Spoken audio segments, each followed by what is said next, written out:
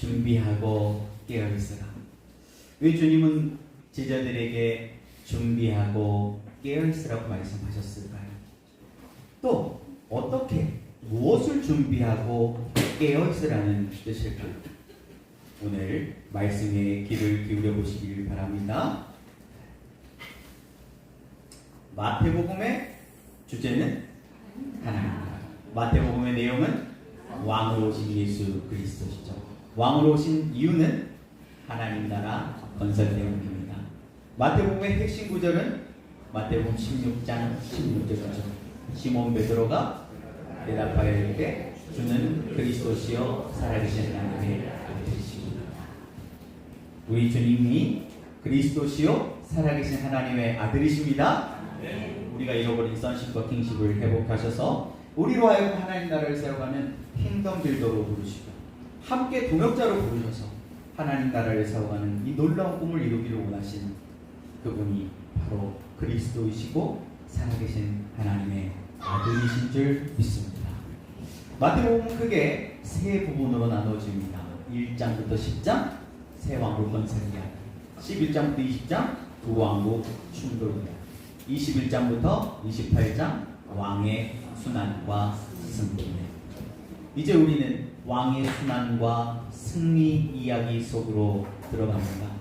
오늘은 첫 번째 이야기 마태복음 21장부터 25장까지 예루살렘 입성과 논쟁과 경고 이야기를 통해서 주님께서 우리에게 주시는 교훈을 찾아보려고 합니다. 나귀를 타셨다라고 말씀합니다. 마태복음 21장 5절 말씀입니다. 시온의 딸에게 이르기를 내 왕이 내게 임하나니 그는 겸손하여 나귀 곧 멍에 매는 짐승의 새끼를 다도다 하라 하였느니라. 이스라엘 사람들은 로마의 압제 아래 있었기 때문에 다윗의 강력한 왕권을 가지고 마치 개선 장군처럼 우리가 그리는 이미지로 한다면 백마탄 왕 말이죠. 그런 강력한 그런 군주의 이미지로 메시아를 기다렸습니다. 그런데 예수님은 이스라엘 백성들이 유월절을 지키기 위해서 어린 양을 선택하는 그날 하나님의 어린 양으로 선택되셔서 예루살렘 성으로 입성하십니다. 우리가 레위기 말씀을 다 공부했기 때문에 너무나 잘 알지만 예수님께서 6월 어린 양의 모습으로 보라 세상 죄를 지고 가는 하나님의 어린 양으로 하나님의 어린 양의 모습으로 오신 것은 이것이 우리에게는 큰 하나님의 은혜입니다. 왜냐하면 이스라엘 사람들에게 6월절은 그 민족의 시작입니다. 그런데 이스라엘 사람들에게 대속죄일은 이제 7월 1일 나팔이 불리는 나팔절이 오고 새해를 알리고 10일 후면 대속죄일 심판의 날이 오고 이 대속죄일 심판의 날을 통과하면 마지막 장막절, 마지막 날인 거죠. 이게 마지막 끝인데 예수님께서 요한계시록에 말씀한 것처럼 7 나팔이 불리고 이 나팔절 이후에 심판하시는 강력한 왕권을 가진 심판주의 모습으로 오시지 않는 것은 한 영혼으로 천하보다 귀한 한 영혼으로 한 민족이라도 다시 죽게 돌아올 수 있는 기회를 주신 하나님의 은혜인 것입니다. 이사야서를 읽어보면 두 가지 모습이 다 나와요. 어린 양같이 그런 메시아의 모습도 나오고 강력한 왕권을 가지고 오시는 심판주의 모습도 등장하죠. 예수님께서는 세상 죄를 지고 가는 하나님의 어린 양의 모습으로 오셨지만 예수님이 다시 오실 때는 강력한 왕권을 가지고 심판하러 다시 오실 것입니다. 이제 시간이 얼마 남지 않은 거죠. 예수님께서 예루살렘에 입성하셔서 곧바로 성전으로 가십니다. 그리고 성전을 청소하신 사건이 있었죠. 왜냐하면 메시아, 그리스도, 우리 주님은 스스로 선민이라고 착각하는 이스라엘 유대 민족만을 위한 것이 아니고 모든 나라, 모든 민족, 모든 열방을 위한 왕의 왕이셨죠. 그런데 그 당시에 대제사장의 세력들이 이방인들이 하나님께 용서를 구하고 기도하고 예배해야 할 이방인의 뜰에 당시 디아스포라로 성공한 유대인들, 부자 유대인들을 위해서 고급 쇼핑몰을 만들어 놓은 거예요. 우리 아버지의 집은 만민이 기도하는 집인데 누가 장사하는 강도의 소굴로 만들어 놓았냐 하시면서 예수님은 분노하시죠. 그리고 성전을 청소하십니다. 그리고 예수님은 4일간 이 이스라엘 백성들과 함께 하시면서 베다니에 머무르시고 베다니에서 약 1시간 거리 떨어진 예루살렘 성을 날마다 왔다 갔다 하시면서 하나님 나라를 가르치십니다. 그 가운데 이제 종교 지도자들과 충돌하면서 많은 논쟁들이 발생하게 되죠. 그것이 21장, 22장에 잘 기록. 예수님의 권위에 관한 논쟁들, 그리고 가이사에게 세금을 바치는 문제들, 그리고 부활의 논쟁, 어떤 계명이 가장 큰가에 대한 이런 논쟁들입니다. 그런데 이 논쟁들은 사두개파, 그리고 서기관들, 그리고 바리새인들이 정말 그것이 궁금해서 물어본 것이 아니고 어떻게든지 꼬투리를 잡아가지고 이 예수님을 걸려 넘어지게 해가지고 예수님을 어떻게 하면 죽일까 음모를 꾸미고 있었던 것입니다. 그리고 23장 이야기가 이어집니다. 예수님께서는 이 서기관들과 바리새인들과 같은 이런 마음을 가진 자들을 화 있을진저 7가지 화, 7가지 심판받아야 할 대상, 7가지 화를 말씀하십니다. 그러면서 자기를 스스로 높이는 자는 낮아질 것이고 낮추는 자는 높아라 라고 말씀하시죠. 마태복음 5장에 기록되어 있는 8복, 축복을 받을 만한 겸손한 사람들과는 전혀 반대되는 부류의 저주를 받을 교만한 사람들입니다. 여러분은 축복의 길과 저주의 길, 이 두 길 중에 어느 길로 가고 싶으십니까? 축복의 길이죠? 우리가 레위기를 공부했으니까 레위기 26장에서 두 길, 축복의 길과 저주의 길, 약속이 있는 길과 경고의 길. 다 축복의 길을 선택하고 싶죠. 다 약속이 있는 이 복을 받기 원해요. 그런데 어떻게 이 축복의 길을 선택합니까? 27장 서원, 헌신이 뭐죠? 결국은 우리가 선택하는 거라는 거죠. 축복의 길을 선택할 것이냐, 저주의 길을 선택할 것이냐. 23장 7가지 화, 굉장히 부담스러운 말씀이지만 우리 함께 23장 말씀을 읽어봤으면 좋겠습니다. 23장 1절입니다. 이에 예수께서 무리와 제자들에게 말씀하여 이르시되 서기관들과 바리새인들이 모세의 자리에 앉았으니 그러므로 무엇이든지 그들이 말하는 바는 행하고 지키되 그들이 하는 행위는 본받지 말라. 그들은 말만 하고 행하지 아니하며 또 무거운 짐을 묶어 사람의 어깨에 지우되 자기는 이것을 한 손가락으로도 움직이려 하지 아니하며 그들의 모든 행위를 사람에게 보이고자 하나니 곧 그 경문비를 넓게 하며 옷수를 빌게 하고 잔치의 윗자리와 회당의 높은 자리와 시장에서 문안받는 것과 사람에게 랍비라 칭함받는 것을 좋아하느냐. 그러나 너희는 랍비라 칭함을 받지 말라. 너희 선생은 하나요 너희는 다 형제니라. 땅에 있는 자를 아버지라 하지 말라. 너희의 아버지는 한 분이시니 곧 하늘에 계신 이시니라. 또한 지도자라 칭함을 받지 말라. 너희의 지도자는 한 분이시니 곧 그리스도시니라. 너희 중에 큰 자는 너희를 섬기는 자가 되어야 하리라. 누구든지 자기를 높이는 자는 낮아지고 누구든지 자기를 낮추는 자는 높아지시리라. 13절부터는 이제 7화에 대한 이야기입니다. 13절입니다.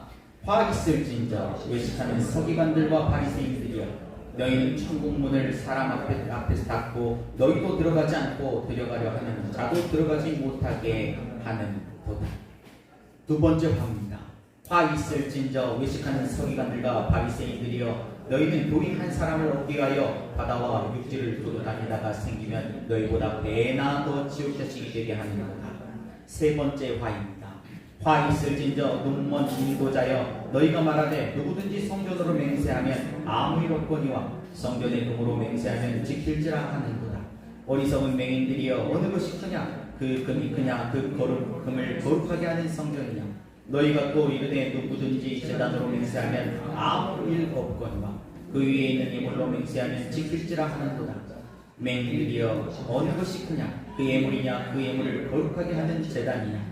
그러므로 제단으로 맹세하는 자는 제단과 그 위에 있는 모든 것으로 맹세하며 또 성전으로 맹세하는 자는 성전과 그 안에 계신 이로 맹세하며 또 하늘로 맹세하는 자는 하나님의 보좌와 그 위에 앉으신 이로 맹세함이니라. 네 번째 바입니다. 화 있을진저 의식하는 서기관들과 바리새인들이여 너희가 박하와 회양과 근처의 시들전을 드리되 율법의 더 심함과 정의와 긍휼과 믿음은 버리거라. 그러나 이것도 행하고 저것도 버리지 말아야 할지니라. 맹인의 인도자여 하루살이는 걸러내고 낙타는 삼키는도다. 다섯 번째 바입니다. 화 있을진저 의식하는 서기관들과 바리새인들이여 잔과 대접에 겉은 깨끗이 하되 그 안에는 담과 방탕으로 가득하게 하는도다. 눈먼 바리새인들이여 너는 먼저 안을 깨끗이 하라. 그리하면 겉도 깨끗하리라. 여섯 번째 바입니다. 화 있을진저 의식하는 서기관들과 바리새인들이여 회칠한 무덤 같은 겉으로는 아름답게 보이나 그 안에는 죽은 사람의 뼈와 모든 더러운 것이 가득하도다. 이와 같이 너희도 겉으로는 사람에게 옳게 보일 때 안으로는 외식과 불법이 가득하도다. 마지막 일곱 번째 바입니다. 화 있을진저 의식하는 서기관들과 바리새인들이여 너희는 선지자들의 무덤을 만들고 의인의 비석을 꾸미며 이르되 만일 우리가 조상 때에 있었더라면 우리는 그들이 선지자의 피를 흘리는데 참여하지 아니하였으리라 하니 그러면 너희가 선지자를 죽인 자의 자손임을 스스로 증명하미로다. 너희가 너희 조상의 분량을 채우라. 뱀들아 독사의 새끼들아 너희가 어떻게 지옥의 판결을 피하겠느냐. 그러므로 내가 너희에게 선지자들과 지혜 있는 자들과 서기관들을 보내며 너희가 그들 중에 더 더러는 죽이거나 십자가에 못 박고 그 중에서 더러는 너희 회당에서 채찍질하고 이 동네에서 저 동네로 따라다니며 박해하리라. 그러므로 이 아벨의 피로부터 성전과 제단 사이에서 너희가 죽인 바가레의 아들 사가랴의 피까지 땅 위에서 흘린 의로운 피가 다 너희에게 돌아가리라. 내가 진실로 너희에게 이르노니 이것이 다 이 세대에 돌아가리라. 결론에 해당하는 말씀입니다. 예루살렘아 예루살렘아 선지자들을 죽이고 내게 파송된 자들을 돌로 치는 자여 암탉이 그 새끼를 날개 아래 모음같이 내가 내 자녀를 모으려 한 일이 몇 번이더니 그러나 너희가 원하지 아니하였도다. 보라 너희 집이 황폐하여 버려진 바 되리라. 내가 너희에게 이르노니 이제부터 너희는 찬송하리로다. 주의 이름으로 오시는 이여 할 때까지 나를 보지 못하리라 하시니라. 여러분 요나 선지자의 이야기를 잘 아시죠? 물고기 뱃속 3일 이야기는 너무 잘 알려진 이야기입니다. 요나는 당시 이스라엘의 원수라고 할 수 있었던 이스라엘을 괴롭혔던 아수르 제국의 수도 니느웨로 가라라는 명령을 받습니다. 요나는 그것이 싫어서 지금의 스페인인 다시스로 가는 배를 타게 되죠. 그러나 우여곡절 끝에 요나는 결국 아수르의 수도인 니느웨로 가게 됩니다. 니느웨는 성경에 기록하기를 3일길이나 되는 큰 성읍이라고 했습니다. 그런데 요나는 너무 그것이 싫었기 때문에 하는 둥 마는 둥 겨우 하루 그냥 쓱 지나가면서 40일 후면 망한다, 40일 후면 망한다 라고 그냥 전할 뿐이었어요. 그런데 이 요나의 애언을 듣기를 뒤집어 쓰고 회개하기 시작합니다. 요나는 이것이 너무 분통했어요. 내가 이렇게 하면 이렇게 될 줄 알았다니까요. 그러니까 내가 안 가려고 그렇게 발버둥을 쳤는데 이게 뭡니까? 원망불평. 그런데 요나는 나중에 박농글 비유를 통해서 하나님의 마음을 깨닫게 되죠. 여러분 하나님의 마음이 보이십니까? 니느웨 백성 심판받아야 마땅하다고 생각하는 이 니느웨 백성도 40 후면 망한다. 나는 그 이야기를 듣고 회개하자 하나님 용서했어요. 하나님은 이 니느웨와 같은 앞뒤를 분간하지 못하는 이 백성들도 죽게 돌아오길 바라시는 하나님 아버지이십니다. 곧 니느웨도 하나님의 자녀인 것이죠. 그런데 이스라엘 백성들은 어땠습니까? 오늘 읽었던 말씀으로 보면 암탉이 그 새끼를 날개 아래 모음같이 내가 내 자녀를 모으려 한 일이 몇 번이나. 니느웨하고는 비교할 수 없도록 하나님께서는 북이스라엘과 남유다 가운데 수많은 선지자들을 보내십니다. 그리고 돌아와라, 우리가 여호와께 돌아가자 라고 수도 없이 외쳤습니다. 하루 외친 것이 아니고 수백 년 동안 그들과 같이 부대끼어 살면서 돌아오라고 외쳤어요. 그런데 그들은 끝내 돌아오지 않았죠. 그래서 BC 722년 북이스라엘은 아수르 제국에 의해 멸망합니다. 하나님께서는 히스기야 왕을 통해서 남유다가 회개하자 150년을 연장시켜주지만 결국 시드기야 때 결국 이스라엘은 하나님을 떠나게 되고 남유다도 바벨론 제국에 의해서 BC 586년에 다 팔려가게 되죠. 그때 예레미야 선지자는 불타는 예루살렘 성전을 보면서 펑펑 울어요. 그때 하나님께서 예루살렘에게 이 예레미야에게 새 언약을 예고해 주시죠. 바로 메시아가 오셔서 다시 예루살렘 성을 회복하실 이야기입니다. 그때 불탔던 그 예루살렘이 바벨론 포로 70년 끝나고 다시 수룹바벨 때 재건된 성전, 그리고 그것을 이후에 로마 제국 당시에 헤로도 왕이 유대인들의 황심을 사기 위해서 46년 동안 증축해 놓은 대성전, 헤롯 성전, 그것이 이 당시의 예루살렘 성전이었습니다. 예수님은 이렇게 들어가며 나오며 논쟁을 하며 가르치셨죠. 그리고 성전을 나오실 때였습니다. 24장 1절 2절 말씀입니다. 같이 읽어보겠습니다. 예수께서 성전에서 나와서 가실 때 제자들이 성전 건물들을 가리켜 보이려고 나오니 대답하여 이르시되 너희가 이 모든 것을 보지 못하느냐? 내가 진실로 너희에게 이르노니 돌 하나도 돌 위에 남지 않고 다 무너뜨려. 아직 제자들도 예수님이 세우고자 하시는 하나님의 나라가 어떤 나라인지 헛갈리고 있는 거예요. 이 화려한 성전 말이죠. 예수님께서 지금 로마에게 빼앗겨버린 이 예루살렘을 다시 회복하고 다시 우리의 자유와 평화를 얻게 되면 예수님께서 세우실 그 대단한 그 하나님의 나라, 다윗 왕조처럼 가장 강력했던 그 황금기의 그 왕국을 다시 세우실 때 나는 예수님의 오른팔 왼팔, 내 인생 역전, 나도 성공하리라 꿈꾸고 있었던 것. 그런데 예수님이 엉뚱한 말씀을 하십니다. 이 성전을 무너뜨리시겠다는. 예수님은 이 46년 동안 세워놓은 이 성전을 무너뜨리시고 3일 만에 다시 세우겠다 말씀하십니다. 이제 건물 성전이 아니고 예수님의 몸이 성전인 시대, 새 언약 시대를 예시하는 것이죠. 그리고 본격적으로 예수님 안에 거하는 제자들과 함께 하나님의 나라를 세워 가시겠다고 말씀하시는 거였어요. 그런데 제자들은 아직 그 비밀을 다 알지 못했던 겁니다. 그리고 예수님께서는 예루살렘 성전을 나오셔서 이제 감람산 언덕을 넘어서 베다니로, 벳바게를 지나서 베다니로 가시기 전에 좀 힘드셨는지 감람산 위에서 쉬셨던 것 같습니다. 마태복음 24장 3절 말씀입니다. 같이 읽어보겠습니다. 예수께서 감람산 위에 앉으셨을 때 제자들이 조용히 와서 이르되 우리에게 이르소서 어느 때에 이런 일이 있겠사오며 또 주의 임하심과 세상 끝에는 무슨 징조가 있사오리이까. 모르는 것을 아는 척하는 것보다는 모르는 것이 있으면 질문하는 편이 나아요. 모르는 것을 모른다고 말할 수 있는 겸손. 적어도 제자들에게 그 겸손이 있었습니다. 제자들이 묻는 질문은 크게 세 가지 혹은 두 가지라고 볼 수 있습니다. 첫 번째 질문은 어느 때 이런 일이 있겠습니까? 어느 때 이 예루살렘 성이 돌 위에 돌 하나 남지 않고 무너지겠습니까? 라는 질문이에요. 그리고 두 번째 질문은 주의 임하심과 세상 끝에는 무슨 징조가 있겠습니까?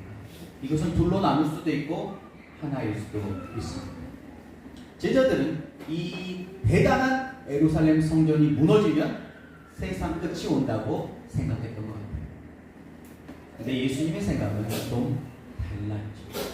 그럼 어느 때 이런 일이 있을까? 그리고 주의 임하심과 세상 끝에는 무슨 징조가 있을까? 이 두 가지 혹은 세 가지 질문에 대한 예수님의 답변이 마태복음 24장입니다. 어느 때 이런 일이 있을까요? 마태복음 24장 15절 말씀입니다. 그러므로 너희가 선지자 다니엘이 말한 바 멸망에 가증한 것이 거룩한 곳에 선 것을 보거든 읽는 자는 깨달을진저 그때 유대에 있는 자들은 산으로 도망할지어다 지붕 위에 있는 자는 집 안에 있는 물건을 가지러 내려가지 말며 밭에 있는 자는 겉옷을 가지러 뒤로 돌이키지 말지어다.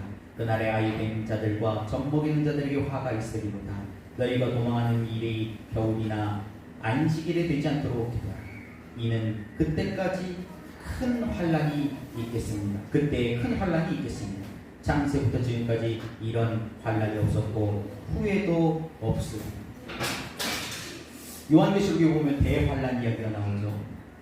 바로 여기에서 나오는 이야기입니다. 선지자 다니엘이 말한 바 멸망에 가증한 것이 거룩한 곳에 선 것을 예루살렘 성이 회파된 것이 더럽혀진 것이 크게 역사적으로 두 번 있었습니다. 예루살렘 성전이 첫 번째 무너졌던 바벨론 제국의 침략. 바벨론 제국에 의해서 예루살렘 성이 무너졌고 그 이후에 이제 다니엘이 예언을 했으니까 다니엘의 예언은 첫 번째는 아니고 두 번째죠.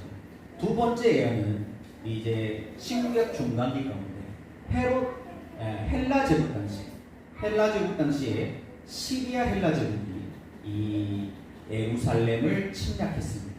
그때 안티오쿠스 4세라고 하는 그 왕이 전쟁 배당.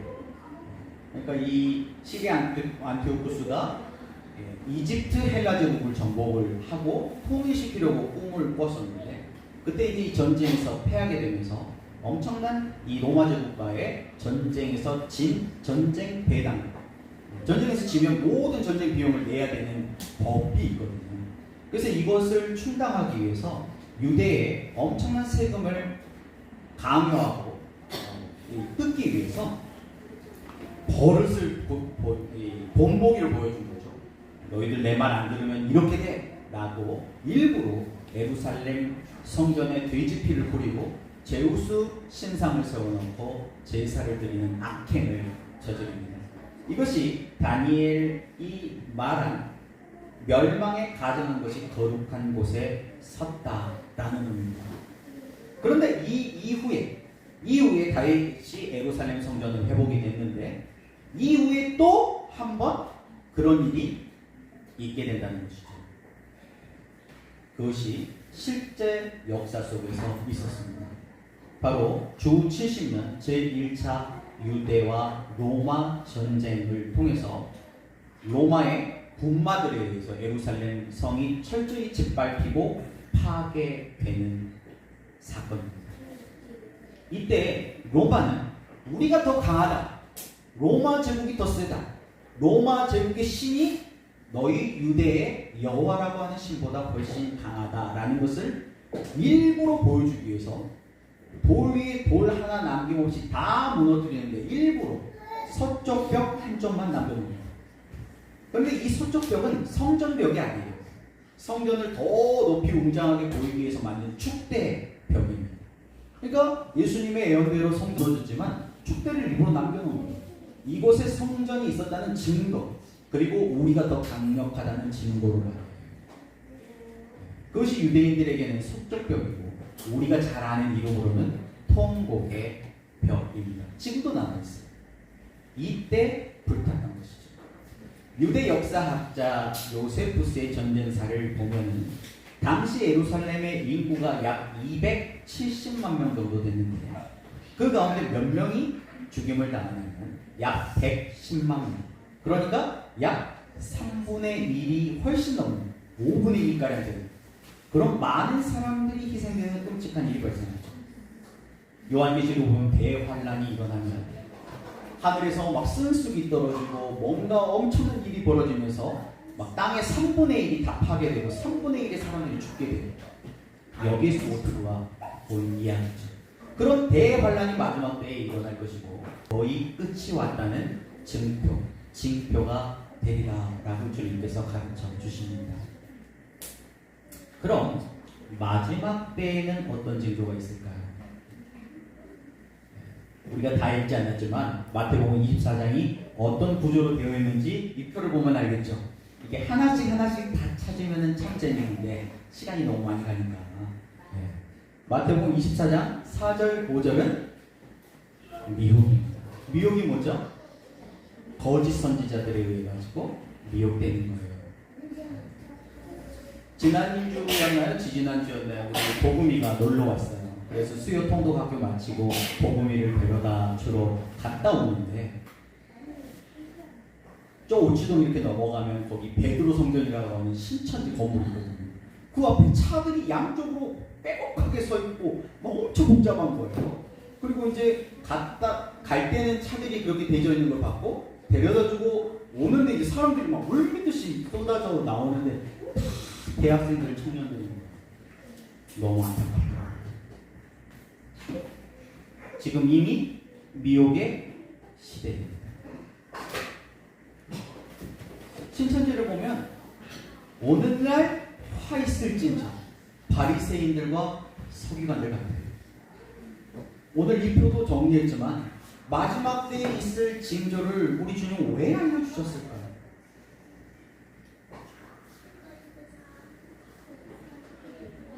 그 날과 그때가 언제인지 잘 분석하고 계산하라고? 아니면 이 의미가 어떤 의미인지 정확한 그때와 그 시를 모른다는 그 사건을 모른다는 거잖아요. 근데 사람들의 관심은 거기 있어요. 정확하게 이 미혹은 그럼 이 적그리스도는 어떤 적그리스도입니까? 교황이냐? 아니면 이게 유엔이냐? 아니면 요 피라미드 요 눈 있는 요 얘네들이 이런 거에 관심이 많아요. 근데 그런 거를 딱 쪽지게 같이 알려주는 신천지와 같은 그런 입장의 사람들이 빠지죠. 그런 거에 궁금하니까 하나님의 마음에 관심이 없고. 두 번째 6절 나이와 전쟁소문. 여러분 전쟁소문을 들으시죠? 우리가 아는 전쟁 지금 듣고 있는 전쟁소문 뭐가 있나요? 러시아 우크라이나 전쟁, 또 이스라엘 팔레스타인 전쟁, 또 그것밖에 없나요? 시리아 난민, 이란 난민들도 엄청 나오고요. 또 지금도 종교 전쟁들이 있습니다. 우리가 관심이 없어서 그렇지. 그래서 수단을 중심으로 한 중앙 아프리카나 아니면 북인도라든지 이런 곳에는 지금도 내전이 종종 발생하지요. 난리와 전쟁 소문들을 우리가 날마다 뉴스로 접하고 있어요. 근데 이게 마지막 때의 징조라는 겁니다. 세 번째는요, 7절, 8절 기근입니다. 기근이 뭐죠? 가뭄이에요. 먹을 것이 없어요. 우리가 나성훈 목사님과 김중원 선교사님을 통해서 말라위의 사정을 들었죠. 아프리카는 기근이에요. 근데 아프리카만 기근입니까? 요즘 이상기온 현상 들어보셨어요? 이상기온 현상으로 지금 엄청 덥잖아요. 우리도 엄청 습하고 갑자기 날씨가 변했죠. 중국 같은 경우에는 땅덩어리가 넓으니까 정말 난리도 아니더라고요. 저 북쪽은 가뭄으로, 남쪽은 폭우로, 한 나라가 동시에 전혀 다른 상황으로 난리예요. 얼마나 기근. 지금 미국, 캐나다, 또 몇 년 전에는 호주 대화재로 난립니다. 너무 가무니까 자연 발화가 일어나가지고 불이 나는데 끌 수가 없어요. 너무 바짝바짝 말라있으니까. 지금 이 시대에 일어나는 일입니다. 그리고 또 7절 8절에 보면은 지진 나옵니다. 지진. 우리나라는 지진의 안전지대일까요? 아니죠. 얼마 전에 우리 상준이 할아버지 포도밭에서 가까운 곳에서 지진이 났죠. 거의 진도 4가 가까운 지진이었던 것 같아요. 하나님을 안 믿고 말 안 듣는 저 일본 땅에 하나님 막 조조를 해가지고 지진을 일으키시는 줄 알았는데 그게 아니에요. 마지막 때 일어나는 징조들이. 그래서 성경이 기록하길 뭐라고 그랬냐면 이 첫 번째, 두 번째, 세 번째 징조까지는 이제 시작이에요. 이제 시작.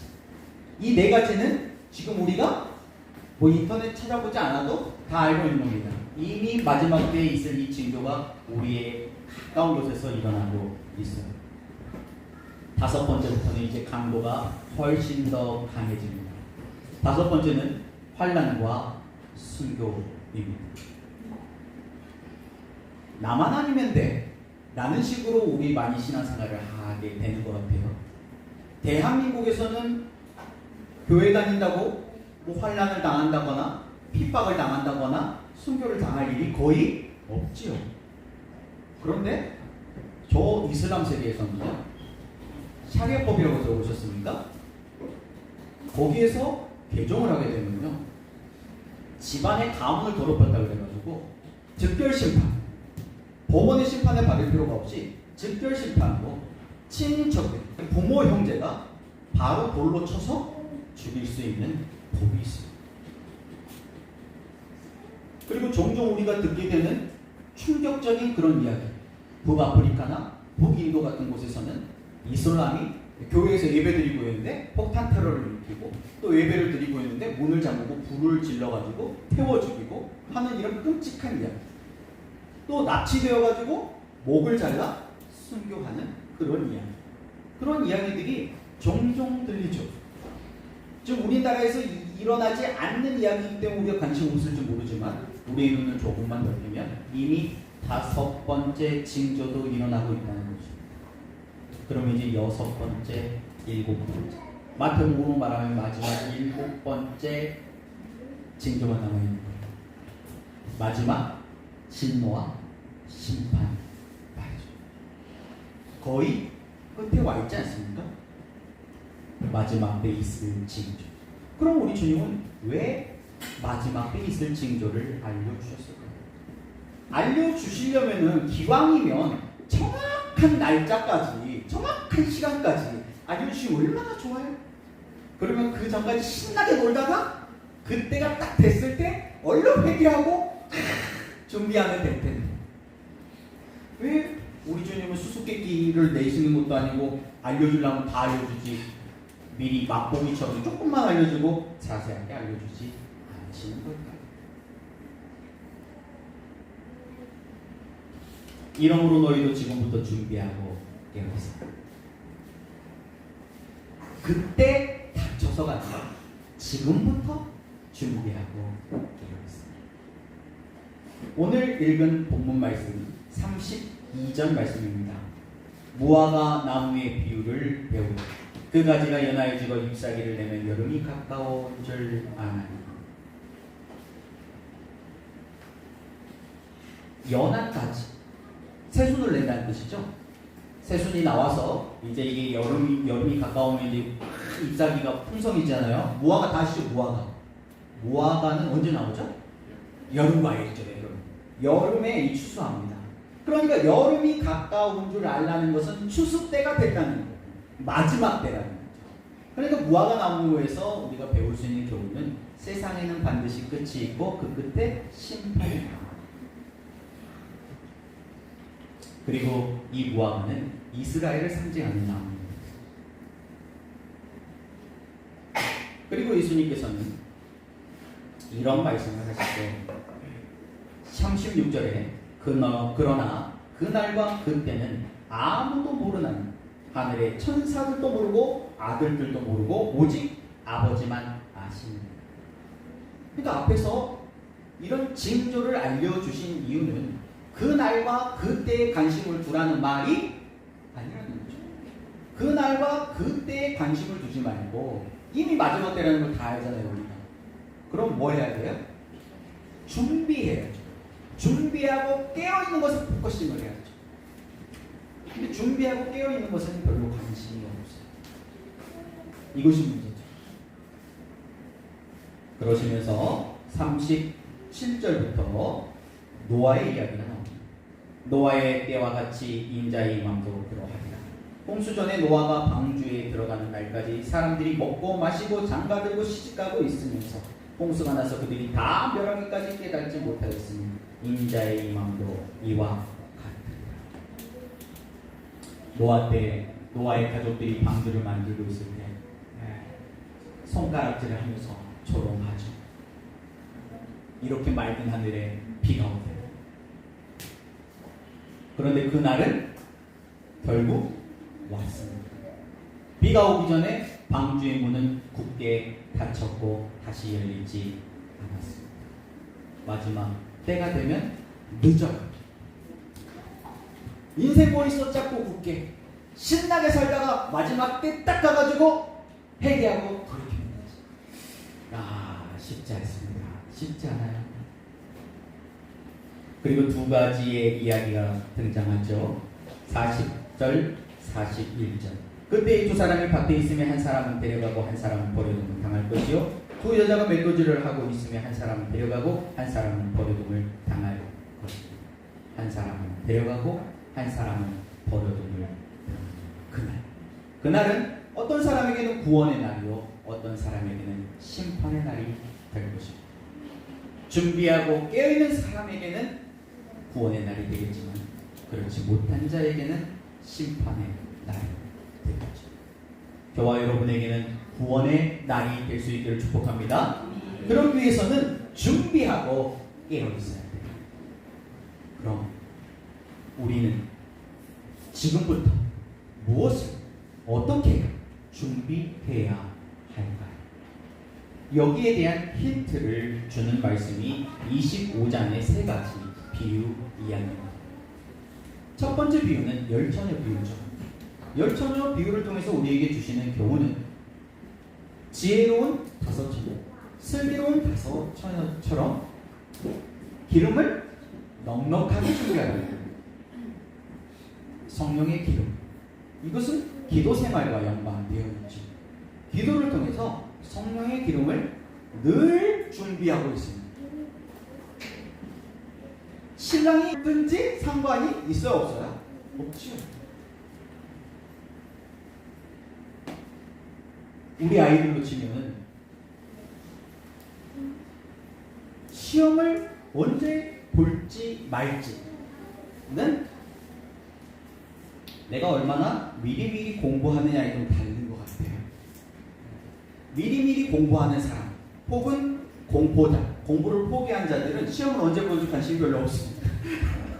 그런데 중간에 애매한 사람들 있잖아요. 중간에 애매한 사람들은 시험을 언제 볼지 막 두근두근 막 두려워, 불안해. 아니 두려워하지 말고 불안에 떨지 말고 미리 공부하면 되잖아요. 저도 학창시절에 그러지 못했어요. 벼락치기를 했지. 미리 준비하면 되는 것입니다. 그게 열처녀 비유에서 배울 수 있는 교훈이죠. 두 번, 사람들은 생각해요. 나는 5달란트 받았을까? 2달란트 받았을까? 아니면 1달란트밖에 안 받았나? 이걸 남들하고 비교하는 데 관심이 많아요. 그런데 우리 주님은 5달란트 받은 자가 5달란트를 남겨요. 2달란트 받은 자가 2달란트를 남겨도 똑같이 착하고 충성된 종아, 분량에는 주님은 관심이 없습니다. 이것을 어떻게 관리하고 있는지에 관심이 있죠. 그런데 혼났던 종이 하나 있죠. 1달란트 받은 자였습니다. 주인을 오해했다고 했어요. 그래서 혼날까봐 이걸 잘해보려고 했는데 실수해가지고 망해가지고 이것까지 다 잃어버리면 주인에게 혼날까봐 이걸 땅에 묻어뒀다라고 하고 있어요. 금보다도 귀한 것 뭐가 있을까요?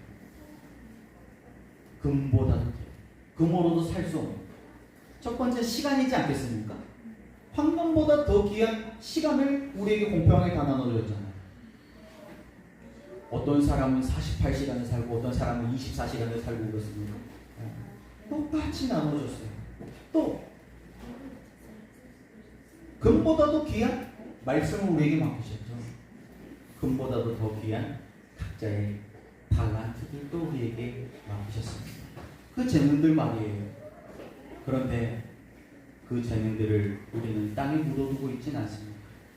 이것을 열심히 자기 개발하고 자기 관리해가지고 뭔가 이것으로 결실을 맺는 그런 삶을 살고 있습니까? 여기서 우리는 그런 교훈을 얻을 수 있죠.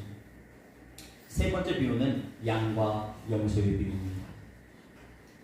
마지막 때에는 양과 염소를 목자가 나누듯이 양과 염소를 저녁에 잘 때는 나눠놔야 돼요. 이 못된 습성이 있어가지고 괴롭히니까 그렇게 나눠놓듯이 마지막 때는 이렇게 나눠져요.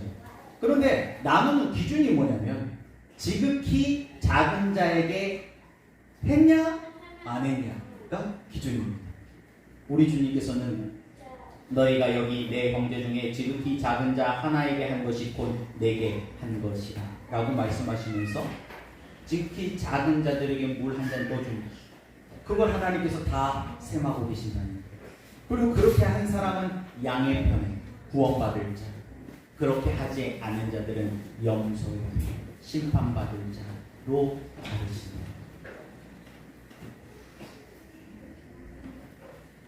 여러분은 무엇을 준비하고 무엇에 깨어 계십니까? 말씀을 마치겠습니다. 마태복음 24장 44절 45절 말씀입니다. 같이 읽겠습니다. 충성되고 지혜 있는 종이 되어 주인에게 그 집 사람들을 맡아 때를 따라 양식을 나눠줄 자가 누구냐? 주인이 올 때 그 종이 이렇게 하는 것을 보면 그 종이 복이 있으리. 우리 주님은 이 하나님 나라, 이 새 왕국을 맡길 킹덤 빌더를 찾으십니다. 왕국 계승자들 말이에요. 이 하나님의 말씀을 맡길 자들, 이 천지기를 말입니다. 충성되고 지혜 있는 종 말이에요. 우리 주님은 충성되고 지혜 있는 종입니다. 때를 따라 양식을 나눠줄 자예요. 이 하나님 나라 천국 열쇠를 맡기기 원하십니다. 오늘 저와 여러분들에게 우리 주님 말씀하십니다. 누가 충성되고 지혜 있는 종이냐? 때를 따라 양식을 나눠줄 자. 저요! 제가 하겠습니다. 우리의 믿음으로 응답할 수 있기를 축복합니다. 말씀 맡은 자, 하나님 나라의 비밀을 맡은 자, 이 하나님 나라의 이 생명의 양식을 나눠줄 자, 바로 저와 여러분이 다 되시기를 예수님의 이름으로 축복합니다.